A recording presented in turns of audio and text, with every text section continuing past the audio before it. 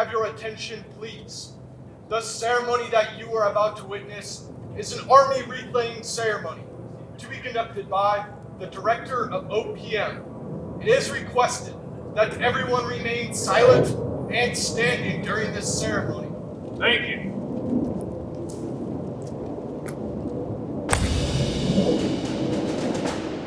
Going to the Arlington Cemetery to do the wreath laying with our veterans employee group is very meaningful because it just gives you a minute to pause and reflect. And we don't get those moments very often. Forward! Forward! Hold! Forward! Forward! Ready? Hey! I did that ceremony, the wreath-laying ceremony, either as the person laying the wreath or the person presenting. I did all those roles when I was there back in the 80s. And so this was the first time I actually got to be on the other side and to assist the director with laying the wreath, which was quite an honor.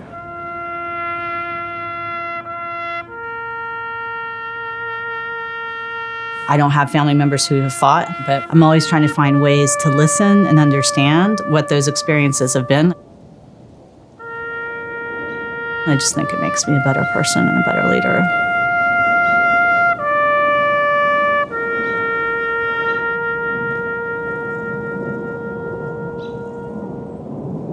The kind of leader I want to be doesn't always fit well in Washington, D.C.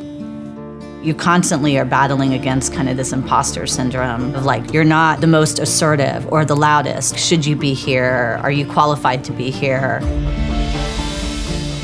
Oftentimes it is the quiet leadership that I think gets overlooked.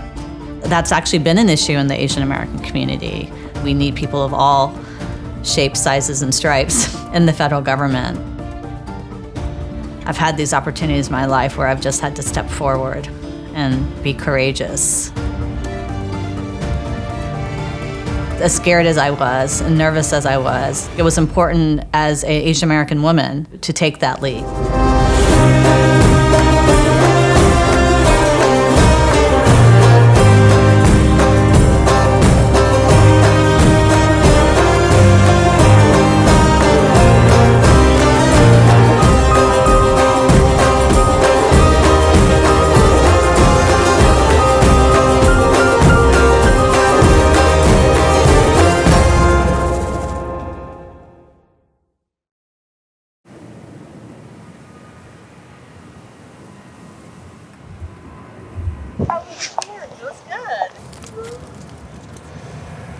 Look at me, look at me, look at the phone, look at the phone. There you go.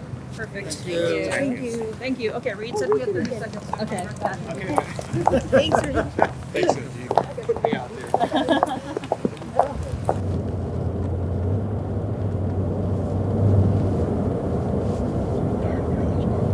So you wanted to come. Oh. You were like making I was, you yeah. were being relentless. It's helpful because you got here. yep. A lot of people don't want the responsibility. It's hard. You're married to that thing, to that place for as long as you're there. Yeah, Even when you're off, you're not. You're training for the next day or Yeah. getting your uniform ready.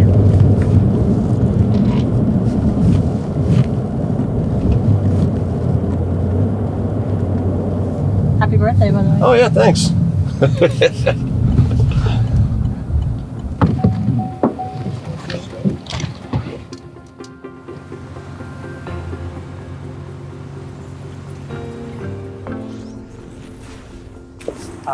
So I wanted to quickly just chat about later today so you have a good Yeah. Mm-hmm. Packed day for a Friday, but After also coming back from a trip as well. I know. How was your break?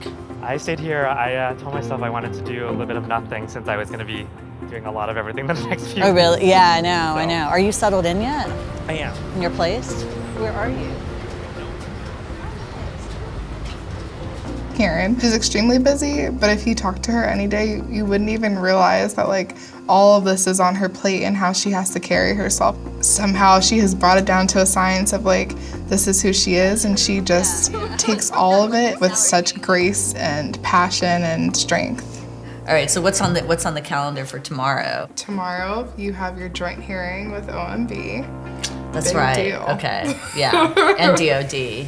Oh, and DOD. And That's a big ODNI. deal. And Cleela has a HRS meeting with some leadership that's pretty important to focus on. Yeah. The best talent is getting tapped in January, February. Yeah. And we can't wait until April or May to post. We are really trying to set the bar here. We know that we want to increase the number of internships like across the board, but if we can make more of them paid, I think it really does allow for so many different groups of people to be able to come into government. I'm a child of immigrants and she is an immigrant, so we relate to each other and we really think along the same lines when it comes to how you serve people and how you lead. Oftentimes you will have people in leadership roles who really want to be front and center, want to be the face of things, and while she does that well, she loves to ensure that other people's voices are at the table and that we hear from as many people as possible, regardless of their position, so that we get to the best solution. As much as I care about the work that we do, I care about the experiences of the people that I work with. I have fought for really being able to center diversity, equity, inclusion, and accessibility because that's been my life experience. My parents were, impacted by the partition of India. So, they had to leave their home country, which is now Pakistan, and start a new life in Mumbai. I think it had its challenges, but they didn't really talk about those experiences as much.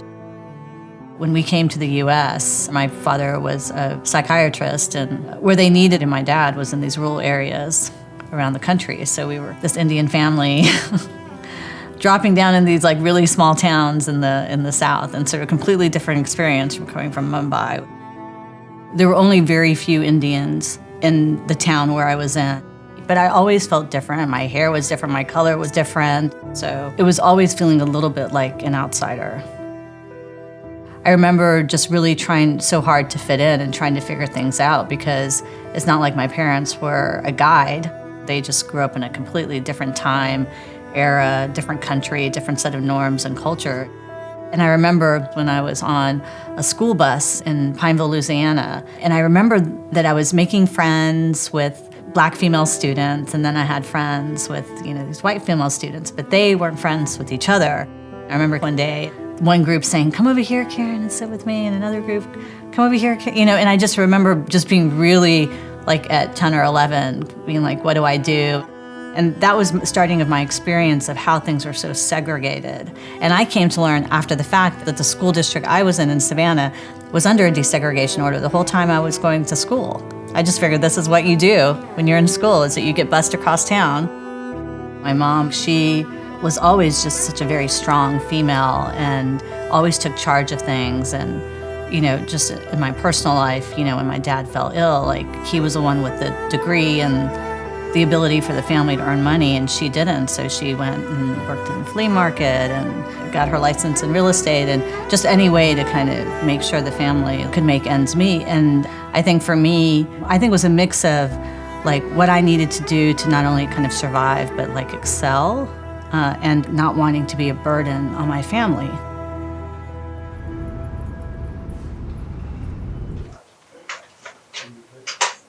Karen is really the chief people person of the federal government. And as the director of the Office of Personnel Management, she drives that day in and day out so that we can strive for the federal government to be a model employer.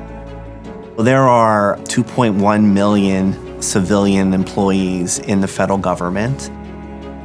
And the things that we do at OPM help support those agencies in making sure they're bringing on the best talent. They're helping to address skills gaps in the workforce. So we play this huge supporting role, and Karen is really like at the top of that, and she has developed really strong relationships with leaders in all of the agencies across government to facilitate us performing that role. Even Seema was like, "Where's OPM?" I'm like, "Hello, like you're right." It's been a while. All right. Anyway. Good to see you. Happy holidays. I've known Karen for about 10 years, going back to our time in the Obama administration, when she was the executive director of the White House Initiative on Asian Americans and Pacific Islanders, and I was President Obama's liaison to the API community.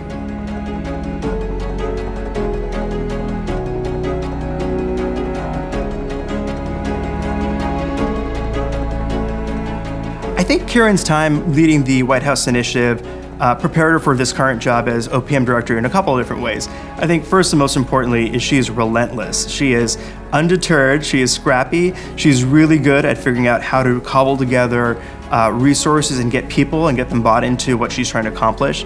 I think the second thing is, she really understands the various connections between all the needs and services of any community and how they experience the federal government. And that's important here at OPM when you have a federal workforce that's trying to work on behalf of all Americans. She really understood what it meant to listen to every part of our community and really try to think about how we're going to advance progress for all of us.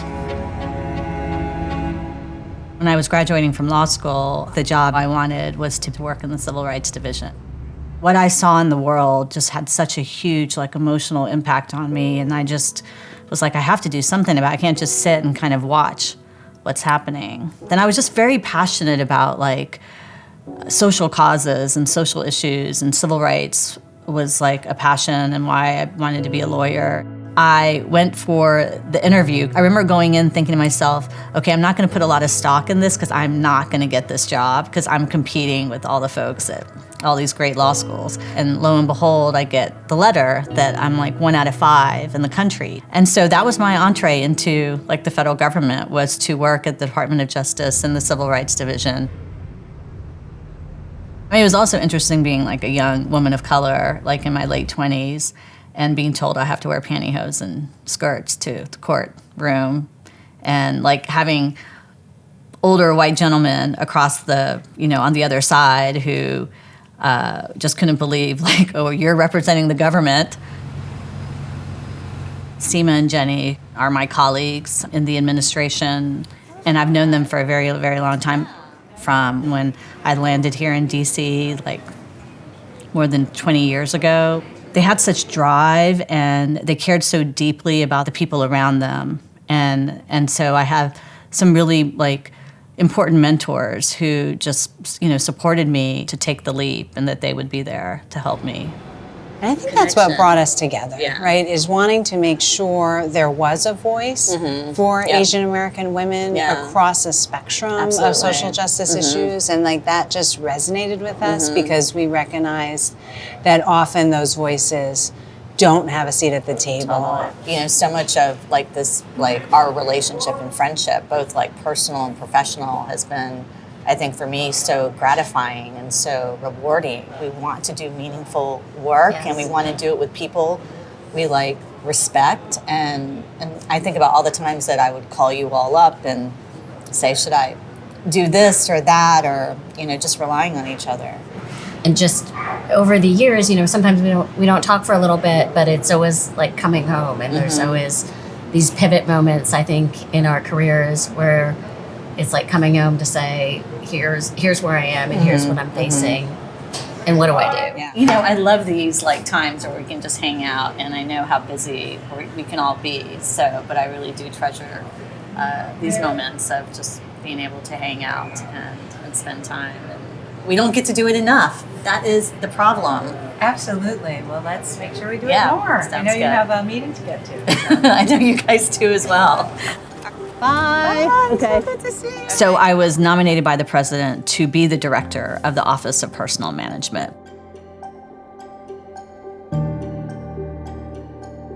But even though the president nominates, it has to go to Congress here in this country. And then I have to go before a committee and speak about my understanding of the issues and my qualifications. And then the Senate votes. The committee will come to order. Today we're considering the nominations of Kira Ahuja to be Director of the Office of Personnel Management. Thank you, Chairman Peters, Ranking Member Portman, and members of this committee for your gracious welcome. It was a harrowing experience, frankly. I was asked about the history and my, commitment to diversity, equity, inclusion, and whether that would somehow make me kind of partial or have a certain bias. Do you commit now to administering the Federal Health Employee Benefits Program in accordance with existing law? Thank you, Senator, for that question. I understand the role and responsibilities for this position, and I would absolutely follow the law. As you're well aware, federal cybersecurity is a significant challenge to agencies as we continue to face breaches? And will you make this a priority? I think it's an important issue, and I definitely commit to working with you in this committee on those issues. And so my question to you, my final question to you is that will you commit to uphold and protect our merit-based employment system and the core values that underpin that? Thank you, Senator. I do understand the role of this position. I very much take that very seriously and upholding merit system principles. I also understand the value of no one should be discriminated based on their race. I was a former civil rights lawyer, and I take that very seriously. I think we all uphold what Martin Luther King Jr. said, which is we should be judged by the content of our character and not the color of our skin. And that's the approach that I've taken. And with that, this hearing is now adjourned.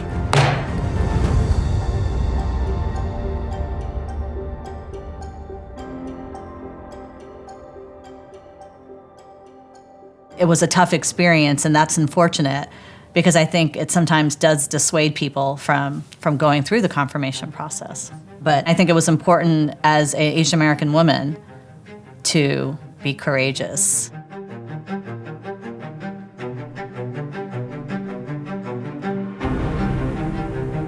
Welcome, and thank you so much for joining us here today to officially swear into the Office of Personnel Management's new director, Kiran Ahuja. I had the pleasure of working with Director Ahuja when she served as OPM Chief of Staff from 2015 to 2017. If you'd please raise your right hand. I, Kiran Ahuja. Success comes from doing what you love, not looking for things that you think make you successful. I picked the job because this speaks to me. I feel like I can contribute. It's meaningful. I want to make a difference. And I think that's what brought me to wanting to work in the community, to wanting to come into public service, was because I think those are meaningful jobs. So help me God. So help me God. Well, congratulations and welcome, Director Ahuja. Thank you. Before Kiran was nominated, OPM had been through a very difficult several years. The agency's existence was threatened. Many parts of the federal government had gone about their business of figuring out what they were going to do without OPM. So when Kiran was ultimately confirmed, what she did from day one was really establish that OPM was going to be a force in this administration, that OPM was important, that the mission that we have is critical, not only for OPM, but really for the success of all federal agencies. And she set a tone for the rest of us. I think the quality that makes Kiran a strong leader is compassion. I think that's important in any leader, right? You don't want just to have a strong vision, an idea of where you're trying to go and how to accomplish it, but really being compassionate and caring about people. Because at the end of the day, as she understands as OPM director, people are the secret sauce to everything we're trying to do. I am inspired to see her day in and day out deal with the highest ranking officials in government and win them over. It has taken me a long time to figure out that I'm okay with my leadership style, which is to be an empathetic and collaborative leader and to not feel like I have to be the smartest person in the room or, always have the answers, and that everyone has a role.